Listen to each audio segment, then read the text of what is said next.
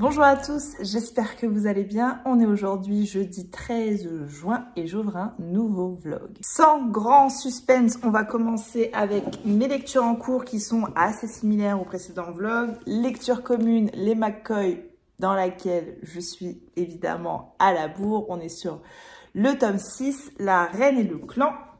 Ça, c'est ma lecture commune en cours. Niveau de l'audio, je suis toujours dans L'Arbre meurtri du lait de coco. Je n'ai pas du tout avancé par rapport à la dernière fois, donc de Miapé Mansala aux éditions du Cherche Midi. Comme je vous le dis dans le précédent vlog, peut-être que je m'ennuie un peu et que du coup, j'ai moins envie d'y retourner. Donc, mais il va falloir que je m'y remette et que je finisse assez rapidement ce tome. Je dois en être à peu près la moitié, je dirais. Et lecture en cours, lecture papier classique. Je suis dans ce nouveau Cozy Mystery d'une nouvelle maison d'édition qui s'appelle donc Cottage Home. C'est un livre qui est paru il y a quelques mois, je dirais maintenant. C'est un livre très automnal, parfaitement de saison. Whisky, Scone et Chardon, le tome 1, c'est Un départ mortel de Fiona Scott Peter. Et là, j'ai lu une centaine de pages. On est sur un vrai Cozy Mystery, une vraie ambiance Cozy Mystery, Tea Time en Écosse. Écoutez, pour l'instant, j'aime bien et je passe plutôt un bon moment. Je pense que je vais le terminer assez rapidement et ensuite je retournerai dans L'Arbre meurtri du lait de coco au niveau de l'audio pour pas mélanger les deux Cozy Mystery malgré qu'ils sont extrêmement différents, donc je risquerai pas de m'emmêler les pinceaux. Voilà pour ce qui est en cours. En cours au niveau série, je suis toujours dans Chère Petite, c'est pareil. J'ai pas avancé non plus par rapport au dernier vlog. J'aimerais bien regarder un ou deux épisodes ce soir. Et puis voilà.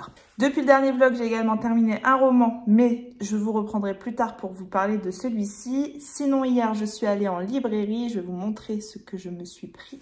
Nono, il s'est pris ça. Vive les jeux. Donc voilà, un livre qui aborde un petit peu les jeux olympiques avec des animaux, tout ce que Nono aime.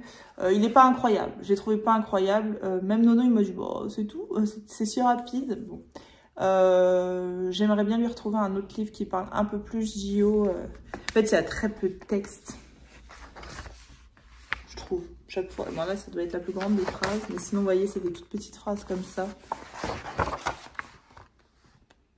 Un peu déçue.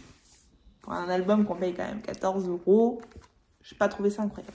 Ensuite, on a pris ceci à la librairie, c'est mes créations kawaii, c'est le plastique fou. J'ai jamais essayé, mais vous savez, ça fait des petites choses en plastique comme ça. Wen, il a fait ça pour la fête des parents à l'école et il a adoré. Donc hier, il a vu ça, il m'a dit j'en veux. Donc voilà, on va se lancer, le petit renard est trop mignon, on va se lancer là-dedans. Ensuite, Wen s'est également pris un livre, Pokémon, mais il a commencé à le lire. C'est des petits romans, vous savez, bibliothèque verte là. Ensuite, je me suis pris le grimoire d'Elphie, le tome 2. Je vous en parle dans le vlog précédent. J'ai adoré cette BD. Donc écoutez, on va continuer. Ça m'a l'air tout aussi chouette et tout aussi coloré que le tome 1. Elphie, c'est... le grimoire d'Elphie, c'est l'histoire de 3 sœurs orphelines, dont Elphie qui a des pouvoirs magiques grâce notamment à son grimoire. Vraiment trop belle. J'adore le dessin. Ensuite, je me suis pris ceci, Le voyage d'Ours Lune, aux éditions Le Renard Doré. Pourquoi j'ai pris ça? J'en sais rien, j'ai vu la couverture, je l'ai trouvée trop belle.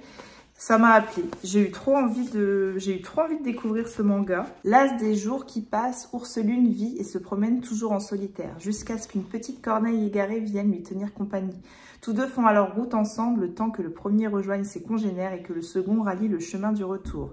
Traversant montagnes, flots et forêts, rencontrant cerfs, hiboux et sangliers, les deux voyageurs se rapprochent de leur but, mais trouveront-ils vraiment ce qu'ils cherchent? Partagez le périple initiatique de ces deux âmes esselées et devenez témoins de leur amitié poignante. Voilà, ça m'a donné trop envie, j'ai trouvé trop joli. On ne sait pas faire des focus, nous. Et pour finir, un roman. Un roman que j'ai presque honte de ne pas avoir encore acheté. D'habitude, je cours en librairie le jour de sa sortie, je le lis le soir même, quasiment en une traite, et voilà. Sauf que tous les ans, je termine le roman et je suis très frustrée parce que je me dis, bah, va falloir attendre un an pour lire un nouveau roman.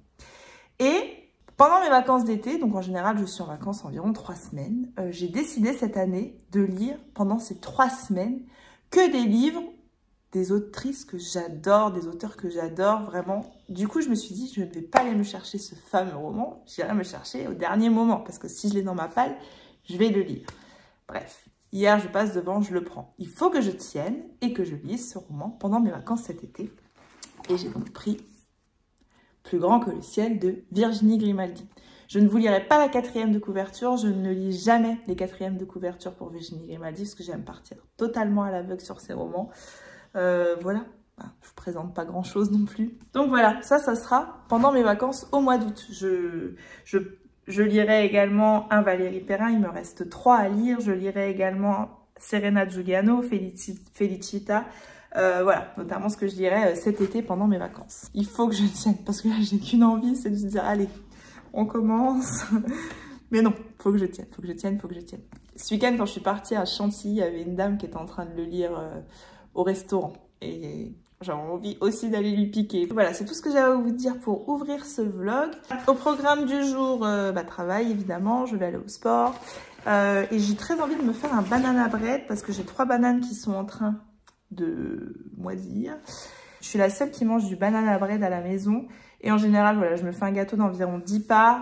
Je garde 3-4 parts et le restant, je le congèle et je me sors pour le goûter une part assez régulièrement. J'adore mon banana bread, je le trouve trop bon. Ce que je fais, c'est que je mets des petites pépites de chocolat au fond. Je les mélange pas dans la pâte. Je mets un tout petit peu de pâte, les pépites et le restant. Et du coup, ça fait une couche de chocolat au fond. J'aime trop. Je vous mets toute la liste des ingrédients en barre d'infos. Je commence par mixer ensemble 2 bananes bien mûres. Dans un autre récipient, je vais mettre 4 œufs et je vais les battre au fouet électrique.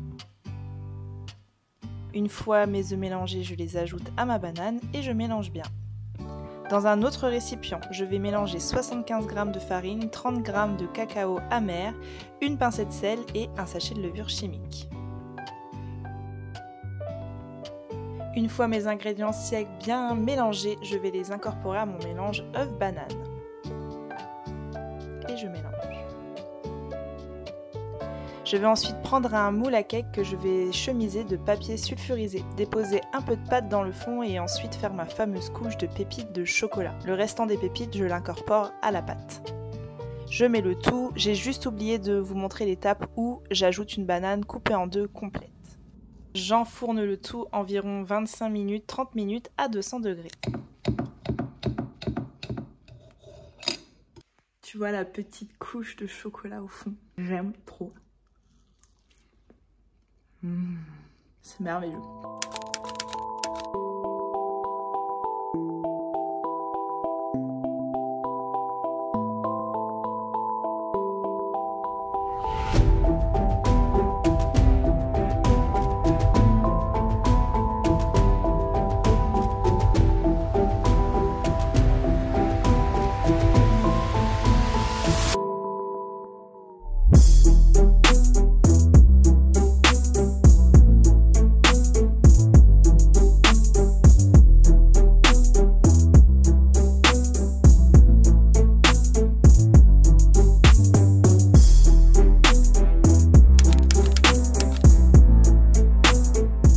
reprend, on est samedi, j'espère que vous allez bien. Hier, j'ai pas pu vous reprendre, j'étais en sortie scolaire avec la classe de mon plus petit, avec Nono. Nous sommes donc allés au parc Aragon Découverte. Si jamais vous n'êtes pas trop loin de ce parc, sincèrement, je vous le conseille parce qu'on a passé une chouette journée. Les gamins de l'école, ils se sont éclatés. Je vous ai mis quelques images. On a vu les loups, on a vu les ratons laveurs. Et puis, il y a un super spectacle avec les oiseaux. Pour la trouillarde des oiseaux que je suis, c'était pas le meilleur moment de ma journée, mais franchement, c'était très impressionnant. Nono, il a adoré les vautours, etc. etc. Donc voilà, je vous ai mis quelques images précédemment. N'hésitez pas, nous, on est à peu près à 1 heure de ce parc. Et ça vaut vraiment le coup de faire ces 1 heure. Sinon, je vous reprends pour vous parler lecture. J'ai donc terminé 2 romans dernièrement. J'ai terminé donc Là où fleurissent les cendres de Nguyen Phan Khai, un roman qui est donc paru aux éditions Charleston. Dans ce roman-là, on va suivre 3 personnages principaux. On est d'abord en 1969 avec 2 sœurs, donc on en suit une principalement. Elle s'appelle Trang et Kin. Alors je ne sais pas du tout comment on prononce les prénoms, c'est vietnamien et j'en suis navrée parce que je vais très certainement écorcher plein de choses pendant que je vous chronique ce roman. Et en fait ces 2 jeunes filles, elles vont quitter leurs parents, quitter l'agriculture, quitter leur village pour aller à Saigon, je sais pas non plus comment on dit, et elles vont entrer dans un espèce de bar où dans un premier temps on leur propose surtout de faire consommer les clients et puis un petit peu plus tard plus si affinité. Elles quittent donc leurs parents parce que ils ont besoin d'argent, ils ont besoin de se soigner, etc., etc. Et donc voilà, on est en 1969, elles arrivent ici et elles vont découvrir en fait qu'il y a énormément d'Américains qui sont donc venus pour faire la guerre, cette fameuse guerre du Vietnam. Ce sont principalement eux, leurs clients. À côté de ça, on va suivre Dan. Là, on est en 2016 et Dan, en fait, il revient à Saigon. Dan, c'est un vétéran de cette guerre du Vietnam. C'est un Américain et qui revient en fait avec sa femme pour un petit peu... c'est un peu un voyage de reconstruction, essayer de penser un peu toutes ces blessures, tous ces traumas en fait qu'a laissé cette guerre. Et surtout, il a un objectif bien précis, cet homme-là, dont sa femme n'est absolument pas au courant. Il souhaite retrouver une femme qu'il avait rencontrée justement dans un bar de ce type en 1969. Il souhaite retrouver cette femme parce qu'il sait qu'elle a eu un enfant avec lui. Et à côté de ça, on va suivre un homme, aussi en 2016, au même moment où Dan revient à peu près, un homme qui s'appelle Phong, et lui c'est un homme qui est issu justement d'une union entre une femme vietnamienne dans un de ces lieux, très certainement, et un Américain à la peau noire pour le coup, parce que lui il est très métis et donc il est victime évidemment d'énormément de racistes, parce que voilà, ces enfants-là qu'ont eu ces femmes vietnamiennes avec ces Américains, c'est la honte absolue. Et donc lui, en fait, il cherche à retrouver peut-être un peu son père, et il cherche surtout à obtenir un visa pour pouvoir aller vivre sur le sol américain, puisqu'entre guillemets, il est légitime, puisque son père est américain, mais que ce sont des démarches incroyables, un parcours du combattant pour pouvoir y parvenir. Bref, on va donc suivre ces 3 personnages-là, c'est un roman choral, et petit à petit, évidemment, les histoires vont finir par s'entremêler, on s'en doute bien. Elles ne s'entremêlent pas d'une manière si évidente que ce à quoi on pourrait penser dès le début quand on commence ce roman. Ça aurait été trop facile, mais ça aurait pu être le cas. Évidemment, ce roman-là, il parle de la guerre du Vietnam, il parle de tous ces traumas, de toutes ces horreurs, de toutes ces choses qu'ont vécues et ces femmes dans les bordels et ces hommes qui ont fait la guerre. Et enfin, voilà, un homme qui a vécu le drame de sa vie, qui a vécu le traumatisme de sa vie. Et ça va parler de ces combats et de toutes ces choses qui du coup vont perdurer des années et des années et des années à cause de cette guerre. Voilà, on est en 2016 et Phong, il est encore il est encore victime en fait de toutes ces conséquences. C'est un roman qui est très fort, qui est très puissant. C'est une histoire qui est captivante, magnifique. Je peux pas dire autre chose que ça. Je ne peux être que touchée en fait. En fait, dès que tu as un roman qui aborde des thématiques aussi fortes, en général, évidemment, tu es touché par l'histoire. Mais, parce que j'ai un mais, j'ai trouvé des longueurs. Par moments, j'ai pas été captivée à fond dans l'histoire comme j'aurais pu l'être avec d'autres romans de ce type. J'aime pas dire ça de ce type de roman parce que l'histoire, elle est très belle, elle est très dure, elle est bien écrite. Mais parfois, eh ben pour moi, il y a eu des longueurs. Parfois, je me suis un petit peu ennuyée. Ça n'a pas été aussi fluide et aussi prenant que je l'aurais voulu. Avec Pour que chante les montagnes, j'avais déjà eu des longueurs, mais ça m'avait beaucoup moins gênée. Là, j'avoue que ça m'a un petit peu plus gênée. J'ai dû mettre 6-7 jours à le lire. Et quand je mets autant de temps, en général, c'est parce que quand j'ai un temps libre, je me dis, bah tiens, faut que j'avance mon roman absolument, faut que je connaisse la suite, etc. Non, ça ne fut pas le cas. Mais j'ai passé un bon moment, on va dire que c'est un 3,5 sur 5 parce que l'histoire est magnifique. Mais je me suis parfois j'ai un petit peu traîné des pieds parfois pour retourner à ma lecture. C'est donc qu'il y avait un petit souci avec moi. J'espère que pour vous, ça l'a soit plus fait, soit ça le fera davantage si vous ne l'avez pas encore lu. Je vous le conseille parce que bah voilà, c'est de l'histoire, c'est un roman historique.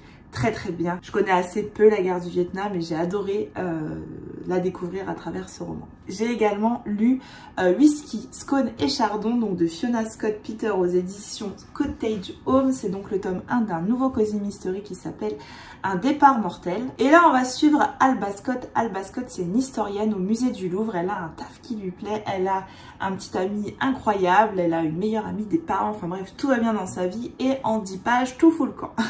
Au moins l'entrée en matière est extrêmement rapide pour ce roman-là, on ne traîne pas des pieds. En 10 pages, elle se fait larguer par son mec qui va la quitter pour sa décoratrice d'intérieur.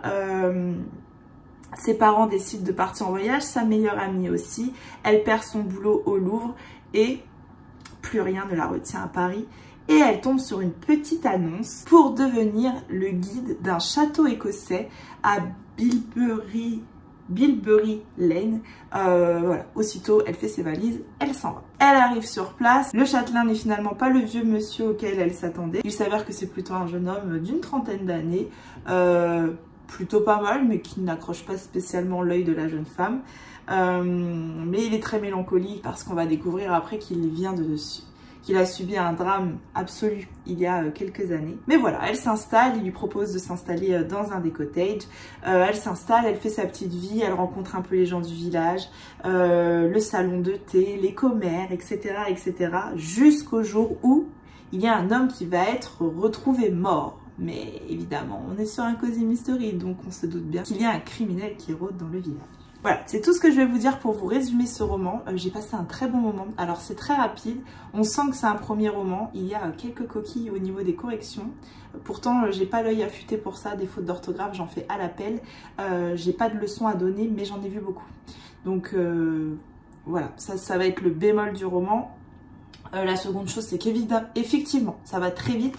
C'est un roman qui fait 270 pages, il pourrait pas en faire moins. Elle ne passe pas par 4 chemins à chaque fois, l'autrice. Ça, c'est quelque chose que j'ai pu effectivement apprécier. L'histoire, elle est peut-être pas courue d'avance, mais assez prévisible. Mais c'est pas grave, parce que franchement, je passe un excellent moment. On va avoir un espèce de triangle amoureux à un moment donné qui se forme. J'adore.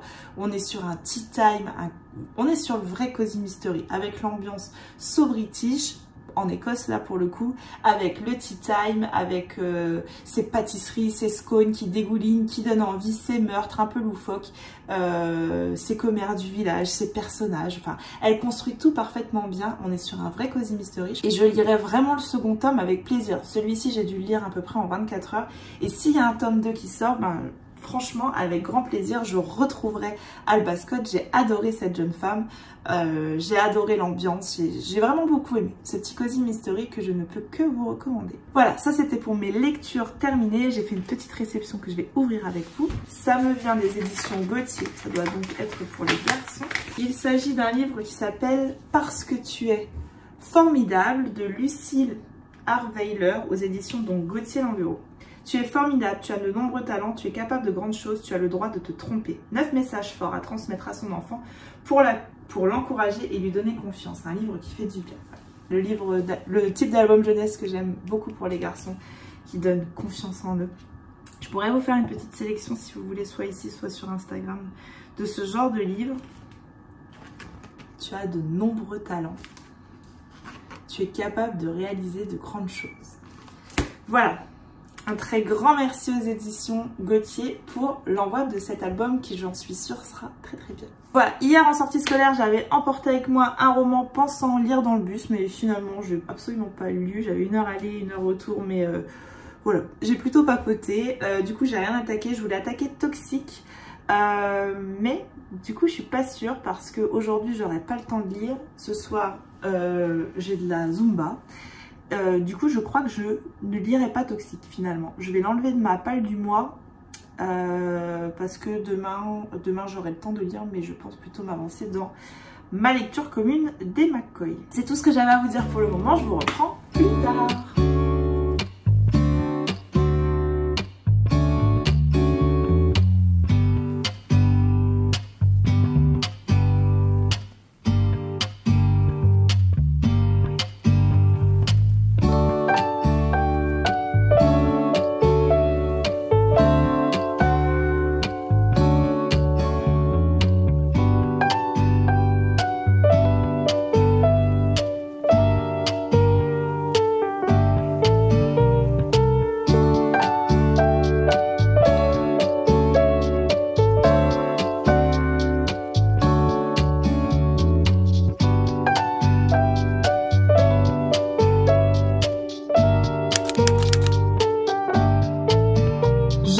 On est mardi, j'ai pas eu le temps de vous reprendre avant et là je vous reprends un peu en coup de vent pour pouvoir clôturer ce vlog.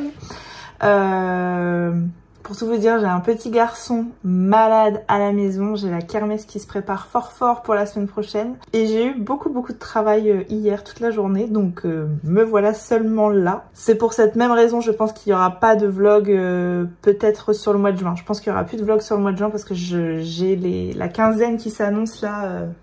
Ça annonce extrêmement chargé, donc je sais pas si j'aurai le temps de vlogger. Avant de clôturer ce vlog, je vais quand même faire un petit point lecture. Comme je vous l'ai dit la dernière fois que je vous ai pris, j'ai finalement donc pas attaqué Toxique. Ce week-end, j'ai préféré m'avancer dans ma partie, dans ma lecture commune des McCoy, donc je suis à jour, je suis même un petit peu en avance. Donc voilà, j'en suis là au niveau de lecture et hier j'ai attaqué ceci, Beignet de tomates vertes de Fanny Flagg.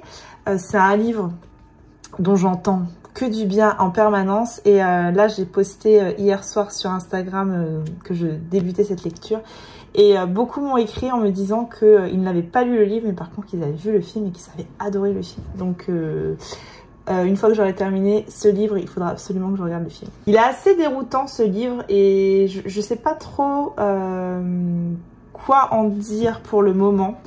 En fait, il se compose en plusieurs choses. On a d'abord une femme en maison de retraite qui discute avec une autre femme.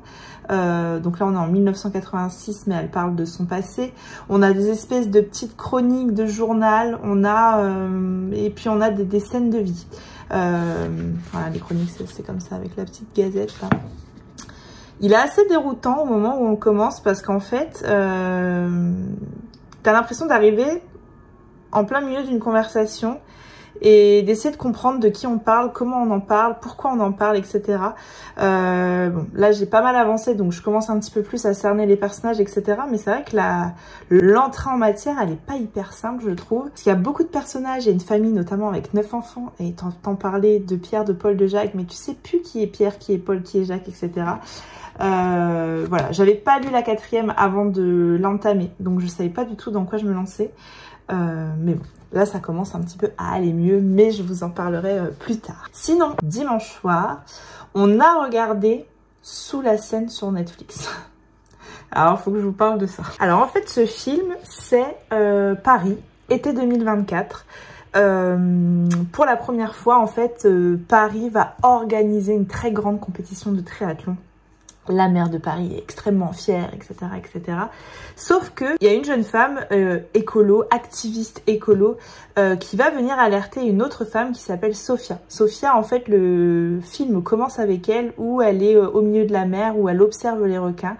Voilà, c'est une grande scientifique et il va se passer un carnage ce jour-là et elle va perdre tous les membres de son équipe qui vont se faire bouffer par les requins. Et donc, cette jeune activiste va venir prévenir Sophia, cette grande scientifique, pour lui dire que le fameux requin qui a bouffé toute son équipe il y a quelques années maintenant, il est à Paris, dans la Seine, et que ça craint parce qu'il y a le triathlon qui arrive. Et puis finalement, la police va bien sûr être mise au courant et ils vont ensuite faire équipe ensemble, scientifiques, police, etc.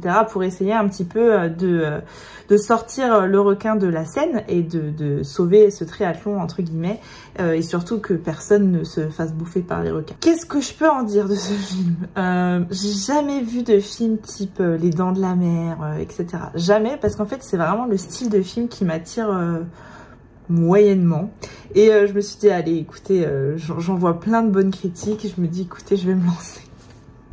Alors, je vais pas aimer du tout. J'ai trouvé ça tellement gros, tellement surréaliste que j'y ai pas cru du tout. Pourtant, au début, ça partait bien. Avec cette scène au milieu de l'océan, la première scène d'ouverture où voilà, cette scientifique, elle fait en fait ses prélèvements sur les requins et que ça tourne mal. Là, évidemment, c'est plausible. Mais après, ça devient tellement gros.